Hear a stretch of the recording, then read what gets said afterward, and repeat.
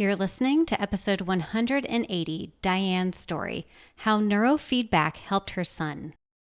Hello, my friends. Welcome to Child Life on Call. This podcast is a safe place for parents to share their stories about what it's like to have a child that has a medical experience, diagnosis, disease, and or everything in between. We know there's power in sharing stories, and that power multiplies when you can listen to other parents who have walked a similar path to yours. Giving and getting advice is great, but hearing how another parent navigates the complexities and nuances of healthcare is even better. As a child life specialist, my role is to support, validate, and provide emotionally safe spaces for kids and their families, and I am so honored to be on this journey with you. In addition to parent stories, we sprinkle in some expert episodes every now and again that have content for both parents and professionals in the field of healthcare, all with the mission to empower parents to be confident advocates and partners with the care team during healthcare experiences. We're so glad you're here. Hello, my friends. I'm so happy that you're here today. Dianne Kosto is the CEO and founder of Symmetry Neuro-PT. And not only is she an entrepreneur, but much like many of the other parents that we have had on this podcast, Dianne didn't stop until she found answers for her son. And her son, who is now grown and thriving, she has found herself in a totally different field than she started in, which is also very common as we hear her on the podcast, that our kids change us. Fighting for them, advocating for them helps us learn about ourselves and what's important to us. So I'm so excited to share our conversation. I didn't know anything about neurofeedback. I didn't know what it was. And so I feel like I got to learn a lot. And I just love the passion and the story and the way that Dianne is not stopping so that other families can have the same results that she did. Why don't you start off just by sharing a little bit about who you are and your family and all that good stuff so our listeners can get to know you? All right. So I'm Dianne Kosto, the founder and CEO of Symmetry Neuro-PT training. Mom on a mission, basically. That is my real role. I have two sons. They're 19 months apart, a little older now. They're 27, 26 age range. So getting past the most trial time that we had way back when they were younger. Yeah. And I'm just here to share what we found that has really made a difference in our life, which is neurofeedback. Well, great. Well, I'm so excited to dive in and learn about not only your story, but also what you have created as a mom on a mission. I have the privilege and honor to have worked clinically with families during really scary health experiences. And also here on this podcast, we are really interested in women and moms and parents like you who are willing to share a little bit of their story to help those who are a few steps behind or even a few steps ahead, just to kind of hear what it's like for other families so you feel less isolated. Because Nice. as I'm sure you know, it can feel really lonely when you're going through and looking for answers. So why don't you start off and just talk a little bit about kind of the beginning phases and realizing that something was going on with your son? Yeah, it was pretty early on with my youngest. He was impulsive. I always say off the charts impulsivity from birth, really. But it wasn't until he started getting to the school age that it was an issue because, educators didn't know how to handle him any better than I did at home. And Yeah. so I would get calls, you really got to come and get him. He's not following the program, or he was being disruptive, or he'd just get up and leave the classroom. And while at the time, I didn't see any visual physical ailment, now I've learned that there really was a physical challenge in his brain and his brainwave activities that weren't giving him that pause before reacting. He was just reacting to his environment and the way that he knew best and his body wanted to do. In hindsight, you see so many different things, but it was very disruptive in the home, in the schools. I kept trying to find an environment that would work well for him. So I tried private school, homeschool, boarding school, homeschool, military academy. All of these years, I'm trying to find a solution, a place that he could succeed in, an environment that worked for him, so that he wouldn't be one of those troubled teens that had to get sent off to, a school for troubled teens. And it just went on for many years until there he was. He got kicked out of a military academy when he was 12 years old, going on 13. Before he went to that program, I felt like I tried everything you could think of, every book you could read, every different program, every option, just searching for ways to help him. And at that point, he was like violent in the house. There were holes in our walls. He'd fight. The older brother was a button pusher. And so the younger one had no impulse control and would, haul off and do who knows what. So as painful as it was, right before he went to the military academy, I said, "You're not welcome home unless you make this work for you, bud," because it was a disaster in the home. And then I get the call. He's in trouble. You got to come and get him. And I was like, no, I laid that line. And they were like, "You have to." Obviously, there was nothing that they could do. And so I'm searching. And I did one of the hardest things I had ever done in my life and had him transported from that military academy to a school, a therapeutic program. And at least I thought, well, finally, they're going to know how to deal with him. They're going to be able to handle him now and serve him in a way that I wasn't able to. And all the resources that I picked up failed, and guess what happened? A few months into that, I get the phone call from the CEO. Love him. He's a genius, but he's not following the program. What are we going to do? And I about lost it because I thought, this is the professional. They've created these programs. They should know how to help him. And divine intervention, God's hand, whatever you believe in, somebody introduced me to the founder of a neurofeedback company right at this time. And he heard the whole quest and the saga of me trying to find help for my son. And he said, "That's the kind of kid we can help with neurofeedback." And I'm like, well, it makes sense. Something's got to be going on in his brain because we've tried everything else you can imagine, And so I went through the training and was trusted with a $22,000 system and drove from South Carolina to nowhere, Utah. I always say where he found himself in that program, and set it up in the school and started running sessions on him.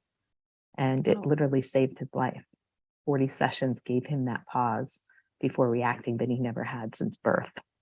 So, oh my gosh. Yeah, I was blown away. And that I was mad too, because why didn't somebody mention it? Oh, I'm sure I want to go back to a little bit about, that 12, however many years it took.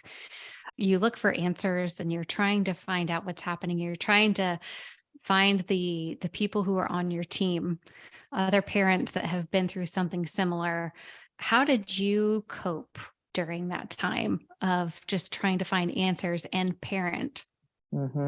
I was always if I was taking some type of action, then I felt better. So it was the next book, it was the next place, it was the next approach, the next technique, the next system, I always had to find the next action step, thinking that I was doing something that was going to be better than the first one that didn't work. So have you been like that your whole life? Is that kind of? Yeah. Yes, very driven, very action oriented. That's it. I can't be stagnant. If I'm in limbo and I don't know what to do, I have to do research and find something. So I think that's all I did. And I didn't think of anything else. I was searching online. I wasn't really, there wasn't all of the social, it was 13 years ago. So wasn't quite as many groups out there and everything. And for some reason, I was just oriented toward books and people would recommend maybe a different program, a different school environment or setting for him. And I would research that and try that. So. That makes a lot of sense because you're like, well, this one didn't work. And you're kind of crossing off everything on the list. And, we're never going to stop trying for our kids. And that's kind of the bottom line. We're going to continue trying or die doing it. Exactly. And sometimes it's at the cost of our own, how well-being as parents. So for sure. How would you say he would cope with it during that time? Were there any outlets that he felt safe in, or when you were really able to see him be a kid, or was he kind of sort of always had this cloud around him that prevented him from being himself? That's interesting. And I appreciate you asking that, because I've done a lot of podcasts now. Not many people have asked that about him and his experience with it, because it was all about the bigger picture of what was going on. But he really was a hilarious kid. I mean, Yeah. he was fun. We had a lot of laughs in between the volatility. And we were Yeah. very close. When we did the homeschooling and everything, we read together. We played roller hockey together. They swam, when they weren't fighting and having one of these explosive incidents. Yeah. But what happened was we were all ended up with like this shell shock, almost kind of like PTSD, because you Sure. never knew when it was going to explode.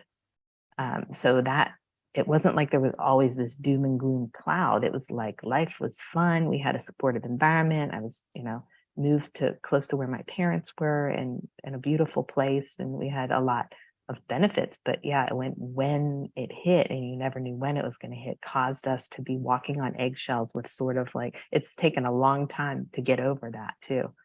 That For sure. And jumpiness of just like, what's going to happen next? Who's going to throw a punch? Is there a hole in the wall? Who's going to hurt themselves? Or that phone rings and it's like, oh no, what now? probably That went on for quite many years.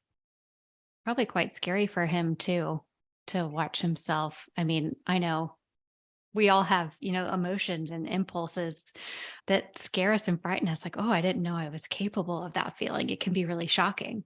Yeah. And he was so sensitive underneath, but he came across, had put this 110% boy with a bad attitude front up.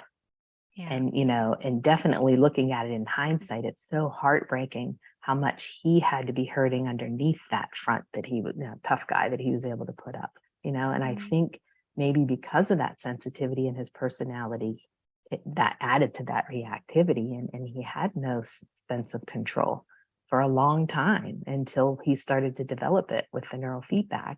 And then it was very gradual changes over a long time period before it fully integrated, and all of the things that he learned from the past, he was able to integrate, Mm. So. Well, I'm so interested now. And so tell me a little bit about the neurofeedback process and how did you explain it to him and get his buy-in, right? Because I'm sure it takes some adherence from the patient at least to say, yes, I'll do this. Yes, I'll try this. What is it like and what does it do? Mm-hmm. So what it is like now is a little bit different than when I first incorporated it with him. It was very simple with him. There wasn't even brain mapping. Now there's actually brain mapping, which is our introductory part of the process, where you put a snug cap on the head and you put a little gel in there and you take measurements of the brain communication, which are called brain waves. You just take measurements with the eyes closed and then eyes open. Based on that information, you can tell what areas of the brain are functioning well and which areas are not, and what that brain needs to learn in order to better regulate. And the whole goal is to help the brain better regulate. So back when I went there to the school where William was, it was just a single site evaluation with a small sensor on the top of the scalp. But still, we were measuring and looking at brainwave activity and communication, and that was the key. So it starts with some type of evaluation. What's going on? What is the brain doing? What does the brain need to learn? Because neurofeedback is basically it's technology-driven learning for the brain. The version that I use, totally non-invasive. You measure the brainwave activity, and then you give the brain information on what it's doing by a form of feedback, which in this case was just watching a screen, watching a movie, and it plays a little bit brighter and louder when the brain's meeting a healthy pattern, and it goes dimmer and quieter when the brain is not producing a healthy pattern.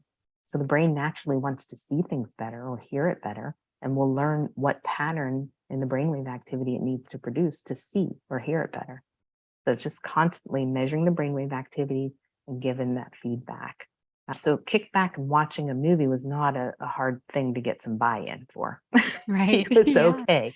The fact that I showed up at a therapeutic program, lockdown, where, it was a very stressful environment in itself, I think he was happy to see me there. And he had tried so many different things for so many years. He didn't fight me on this one. He was happy that I was there. He got to sit back and watch the movies. Did he believe that it was going to work? No, because after a little while, he's like, "This isn't doing anything," and I make it a little bit harder on him.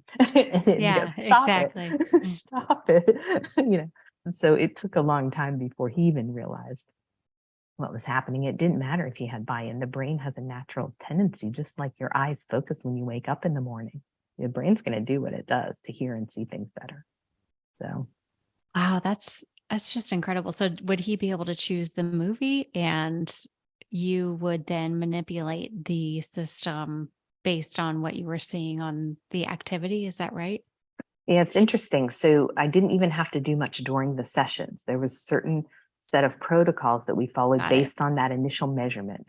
So, and Okay. it's the same thing now when we have a brain map, we understand maybe there's too much fast wave activity on the left front or too much slow wave activity somewhere, and based on that, it's a protocol is set so that every time the brain meets that pattern that we want to encourage, the feedback happens. So it's always between the brain and the software. The technician or the person there running the session doesn't have to do a lot anymore because the software and the brain are communicating constantly. And Wow. that was it. So I had to learn where to put the sensor and how to monitor the sessions and make sure it was a good, clean session. And that was it. And just follow the system. And that's And what then, we've continued to do is just keep it really simple for people to provide. wow. Who started this program, or how long has it been around? And if people are interested in learning more about it, what's a great place to start? Yeah, so neurofeedback was literally founded back in the 60s by Barry Sturman, who was a sleep researcher. And it started in research labs.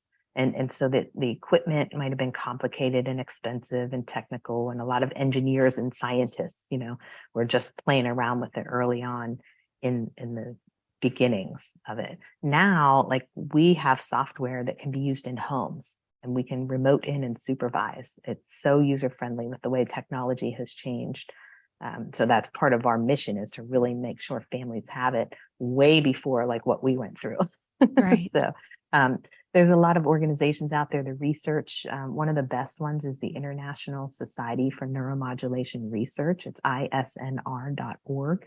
You can go on there and look through a whole bibliography of different things like ADHD, anxiety, depression, traumatic brain injury. I mean, there's a lot of research and case studies on almost everything because the brain is the common factor in a lot of challenges that people have. And when the brain isn't properly regulated, stuff happens. We have symptoms, right? We don't sleep well, or we have mood regulation issues. So I really, it's all about better regulating the brain. And there's a lot that can be helped. So I recommend them going to that research link and certainly calling us and having a conversation about it.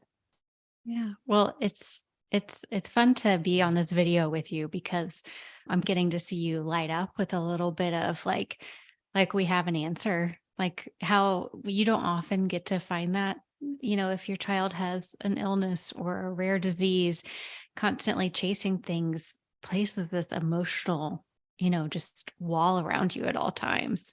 And I'm getting to see you have some confidence when you're speaking about this. Let's go back to that time when you saw, wow, this really could be working. And perhaps he saw it first, right? And that he didn't react in a situation that he normally would have. Yeah, it was really interesting because it wasn't just him, but I shared with the parents what I was doing at a parent conference, and they were like, well, bring it on. We're spending more money than we have too. Like I was in so much debt, and they were. We don't like the medications. We've tried everything. We're scared. And let's try it. Why not? So it was many people in addition to my son, and they all responded in some positive way. I started to see like dark circles under their eyes lighten up a little bit. So we knew they were sleeping better, started to Mm, engage a little more in the actual program because my son was refusing to do any of it, yeah. academics, just started to engage socially a little better, and then gaining that little bit of a pause before reacting. But one of the best things that I saw in several of the students was just like this spark coming back in their eyes Yeah. that I think they started to trust themselves better. I know my son Mm, did. He started to have a little more trust that he wasn't going to lose it. But he wasn't the perfect kid after that. We still yeah. had teenage years coming up. He was only 12 going on 13 when we gave him that ability. But I think if not, though, he wouldn't be with us or he would be locked up somewhere. Mm, That's really, and I wow. think there's probably a lot of population out there that was in a similar situation. Yeah. Yeah, I think that's good to point out is that it doesn't mean life is easy and perfect and I can only speak to my own experience in having anxiety, depression, that when I have my medication and it's right, I have my spark. I feel like I'm me, and Mm, when I'm not, I feel like I'm not. But that doesn't mean that I don't have anxiety still and prone to feelings and overwhelmed and all of that. But right. to be able to have something that works for you is really Hmm. life changing. Yeah, that was an interesting thing that I saw when I ended up in that program, kind of testing those brainwave patterns. And all the kids that were there were kids from natural parent families, adoptive families, all different states, different countries, all different environments. But they all had these similar dysregulated brainwave patterns. Some of them were on Mm. medications for ADHD or anxiety or different things. And we could still see, even though medications may help you with some symptoms, there's still an underlying pattern there in the brain often. And anxiety is one of the biggest things we see now in the brain map Mm. reports, regardless of diagnosis. Just our whole society seems to be more anxious for whatever. That's a whole nother That's podcast. another podcast or do, 10. do that another Yeah. time. What were you doing before it? What, gosh, I have the best job. I'm talking to all of these moms whose kids, for better, or most of the time for better, change the trajectory of their life, right? What were you doing before you had kids? And have you always had this interest in science and the brain? Funny. So no, I wasn't anything near this career path. I tended to be business oriented and entrepreneurial. I kind of liked economics and accounting and behind the scenes, quiet by myself, task oriented stuff, right? Yeah. But actually I was hit with an autoimmune disease when I was 19 years old and knocked off my feet, considered disabled. I was so sick and I was not able to continue with my education. And I was always kind of that person. I was raised by a stay-at-home mom and my dad was a railroader, and I always thought it was like career or family, that you really couldn't do both. And that if I was Yeah. going to be a mom, I was going to be a mom full time and that kind of thing. So I feel like maybe I had to get knocked off my feet to focus in on one thing or another, whatever reason. And so I was a dedicated mom, just trying to take care of my health and my kiddos. Then went through a nasty divorce and was trying to do it on my own while I wasn't well. So that's where I was when I was fighting this battle to find the right environment for my kiddo.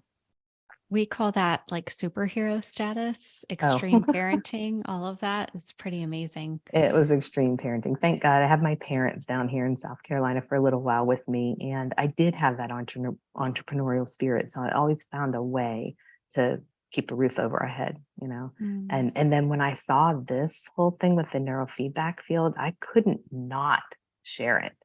I had to. I was like, what in the world? Why didn't somebody mention this after all of these years, all the debt I'm into? How can I help get the word out there? So I became the trainer for that company and set up a bunch of offices. And now, yeah, I have my own company to make it super simple. Our motto is neurofeedback made simple so that I can help Wow. providers provide it. We can put it in the homes, we put it in schools, we put it in therapeutic programs, whatever we can do to get it out there, because it should be a household name, just like Kleenex is to tissue. We should all Yeah. be fine tuning our brain a little bit, right? Oh gosh. Well, sure. Let's do it. Yeah. How does the healthcare community providers kind of respond to neurofeedback? There's mixed response. Early on, it was even less receptivity than there is now because there's so much more research now with the brain. And I think consumers and the parents and the families are hearing more about neurofeedback and asking for it Yeah. from their Right. providers. There were the ones that really latched onto it that had personal stories or were in that research field that have been the pioneers in the field.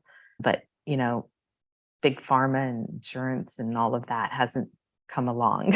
They're Yeah. fighting for it. People are, the ISNR and some of the organizations are trying to group together and fight for more mainstream coverage and availability for it. So it's getting better than it was. I can say that. Mm. But we still need people from the bottom up to demand it for it to be accepted across, all the insurances and everything.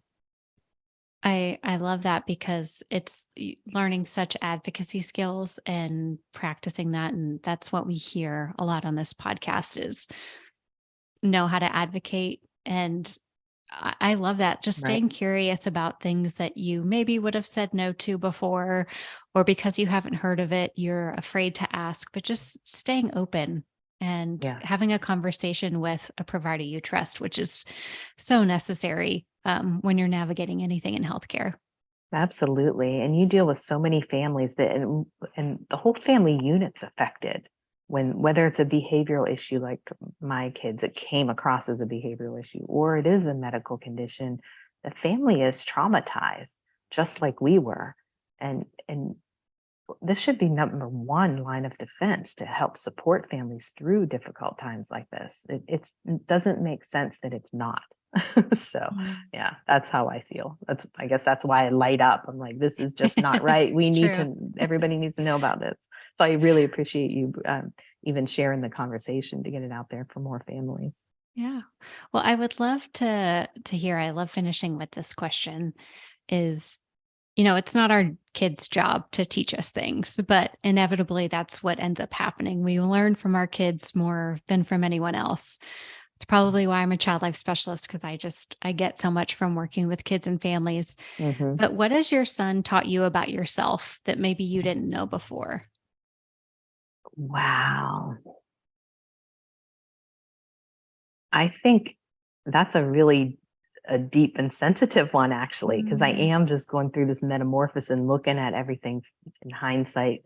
Um, and I think one of the most interesting things was that whole drive that I had that worked for me. I thought it was great. I was an overachiever in school, and Yeah. and I always thought that was really great. That do the next thing, do the next thing, do the next thing. Um, but I didn't stop enough and look at the emotional component that we were all going through. I really didn't. I blocked emotions for so long, so many years, and just kept in that driven mode. And I know there's a plus and a minus to everything. And in hindsight, that taught me that I should stop and look at that a little more. And it's okay to Mm. feel and to think about how we all feel. Mm. That's so true. They say autopilot for a reason, right? Because Yeah, sometimes you just have to go to get through. it really And was. Yeah. And it mm, wasn't until last year I did an intensive retreat on Hilton Head Island of neurofeedback and energy work with a colleague of mine. And it wasn't until then, that was on the island, that we had a lot of our incidents and trauma and biodad fears and all of this stuff that went on. And that was the first time I really kind of lost it and let all of those emotions come out of how sad it was for him, for my son to go yeah. through all of that too, and how he must have felt as this little guy, going through it. And it just all came Oh, flooding out. So, yeah. It gets out somehow, whether we like it or not. right. Yeah. Quite a delayed reaction for me, but yeah. I'm feeling really calm right now. So are you doing some neurofeedback on me right now through the I'm Zoom call? not, but you know what? I've Okay. heard that from other people. I've learned to be the duck on water. I had to Okay. always be calm, cool, and collected in case the, Well, if you explosion was. become like an audiobook narrator or something, I would listen because your voice is just wonderful. Oh, thank you. I hope I'm not putting people asleep though. Calm is No, good. it's calm. It's one of my favorite things. Oh, nice. Thank you. Well, thank you for being here and being vulnerable about what your family has gone through and what you've learned and sharing, what's worked for you. If people want to follow along with your story or learn more about you and what you do in neurofeedback, where can they go? And the best thing is to go to our website, symmetryneuropt.com. Give us a call if you want to talk to us about, your situation, if there's anything we can do to support you, your family, or help you support other families. That's what we're all about. So, of Great. course, Well, we're thank on you. all the social media. My team is. I'm not personally, but my team is. I love an honest gal. I really do. So we appreciate that. Well, Diane, it was so nice to meet you. And thank you so much for giving your time today. And I hope we can stay in touch. Anyway, thank you, Katie. Thank you all so much for listening to Child Life on Call. If you head to our website, childlifeoncall.com, you're going to find all sorts of stuff there for parents, professionals, healthcare providers, child life specialists, no matter who you are. Actually, when you just go to our homepage, it'll help you direct to exactly where you need to go. On that, you'll find opportunities and PDUs for child life specialists. Parents, we've got a starter kit for you. And clinicians, we even have a clinician course, which teaches you how to be a confident and capable caregiver in pediatrics. We're so grateful that you're here. Please DM us on Instagram. And like I mentioned, when you rate and review this podcast, it helps other families be able to find us. So let's keep doing that. And I will see you again here next week.